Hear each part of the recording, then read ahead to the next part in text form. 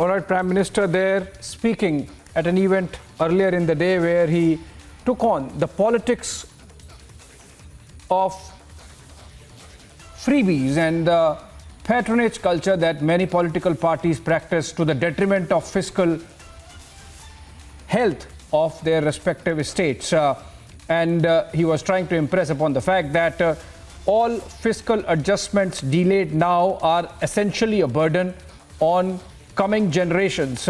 He was giving the example of power sector because he was speaking on power reforms and said that total dues of states and union territories towards generation companies, both private sector and the public sector, stand at about 1 lakh crore rupees plus.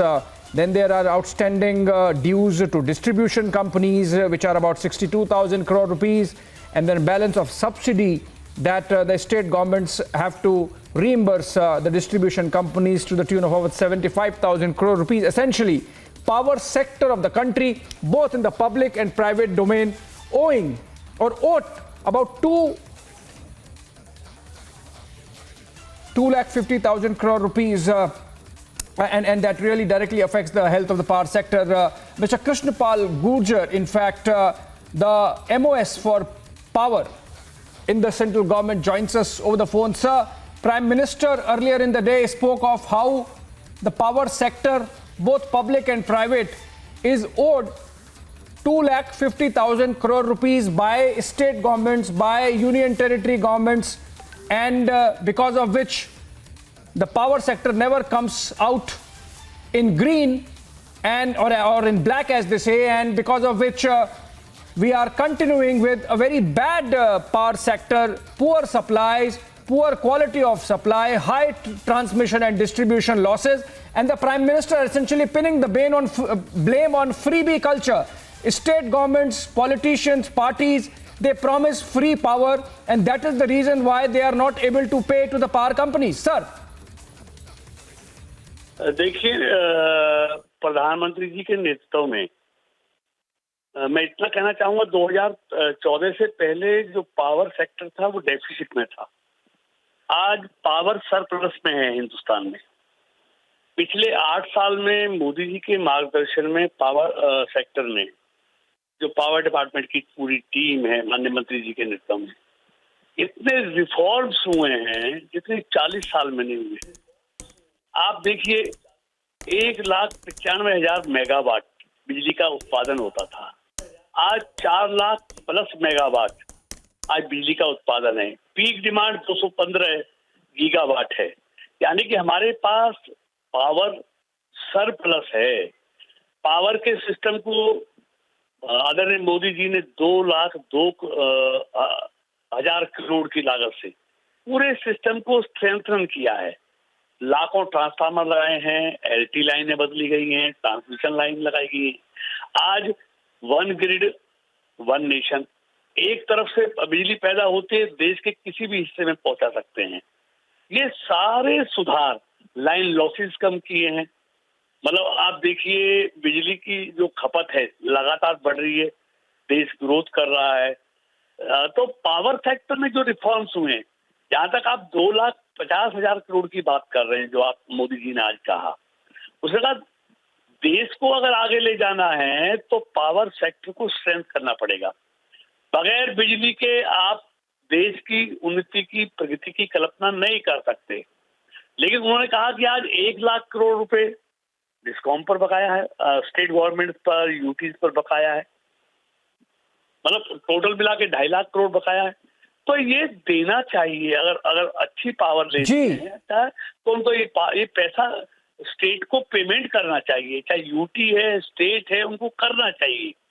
अगर कोई राज्य अपने sir, आप नाम नहीं ले रहे, पर मैं नाम लेके बताता हूं। कुछ सरकारें जिनका बकाया है, महाराष्ट्र का सबसे ज्यादा बकाया है जनरेशन कंपनीज को, फिर तमिलनाडु है, फिर आंध्र प्रदेश है, और उसी तरह अगर हम उनको देखें, डिस्कॉम्स को देखें, डिस्ट्रीब्यूशन कंपनीज को, तो उनमें तेलंगाना का सबसे ज्यादा बकाया है, करीब 12,000 करोड़ रुपए, और उसके अलावा महाराष्ट्र का करीब 10,000 करोड़ रुपए बकाया है। तो आप नाम नहीं ले रहे, पर समस्या है। कुछ सरकारें हैं जो पैसा नहीं दे रही हैं, कुछ राज्य हैं। देखिए, मैं कह रहा हूं ना, बगैर पैसे दिए हुए आप निर्बाध रूप से बिजली नहीं प्राप्त कर सकते, ना कंज्यूमर को दे सकते हैं। आज देखिए मोदी जी के नेतृत्व में 18,000 गांव जहां बिजली नहीं थी, आज वहां बिजली पहुंची है। 2,86,00,000 घरों को बिजली दी गई है सौभाग्य की योजना से। मतलब आज घर घर में बिजली पहुंची है, हर गांव में बिजली पहुंची है। आज देखा होगा किस तरह जो लाभार्थी किस तरह बात कर रहे थे, जहां आजादी के बाद ऐसे 18,000 गांव जहां बिजली के दर्शन नहीं हुए, मोदी जी ने 1,000 दिनों से पहले वहां पर बिजली पहुंचाई मोदी जी की सरकार ने। आज देखिए गरीब लोगों के घर में जहां 2 करोड़ जहां 37 करोड़ एलईडी 1 करोड़ मुफ्त में एलईडी बल्ब लगे हैं, आज उन गरीब लोगों का 50,000 करोड़ रुपया बिजली की बचत हुई है। उन लोगों की कितनी बड़ी बचत है। और आज उससे जो कार्बन उत्सर्जन है वो भी कम हुआ है। मतलब मोदी सरकार की सोच व्यक्तिवाद में नहीं है, राष्ट्रवाद में है। मोदी की सरकार देश के लिए काम करती है, व्यक्ति के लिए काम नहीं करती। और इसीलिए आप पूरा देखिए बिजली जहां 2014 से पहले 10-12 घंटे बिजली आती थी गांवों को, आज 22 घंटे बिजली आती है, 22.5 घंटे बिजली आती है। शहरों में 13-14 घंटे बिजली आती थी, आज 23 से 24 घंटे बिजली आती है। मतलब ये 8 साल में पावर सेक्टर में जो रिफॉर्म्स हुए हैं वो सबके सामने है। और हमने सिर्फ देखिए कैपेसिटी बढ़ाई है, मतलब सिर्फ ये ताप विद्युत से नहीं बढ़ाई है, हमने रिन्यूएबल एनर्जी में बढ़ाई है। उसमें भी आप देखिए 1.5 लाख से ज्यादा 1,70,000 मेगावाट रिन्यूएबल एनर्जी पैदा की है। मतलब कैपेसिटी को डबल से ज्यादा किया इन 8 सालों में। 70 साल में जितनी थी 8 साल में उससे दुगनी बिजली के प्लांट लगाए गए हैं। और देखिए, और मोदी जी ने जो COP26 में कहा है हमको 2030 तक 40% ग्रीन एनर्जी करनी थी। हमने 9 साल पहले मोदी जी की सरकार ने उसको नवंबर 2021 में 9 साल पहले उसको अचीव कर लिया। मतलब मोदी जी की सरकार समय से पहले अपने किए हुए संकल्प को पूरा, संकल्प से सिद्धि, यही मोदी जी की सरकार का काम है कि जो संकल्प लेते हैं उसको सिद्ध करके दिखाते हैं, राइट, समय से पहले करते हैं।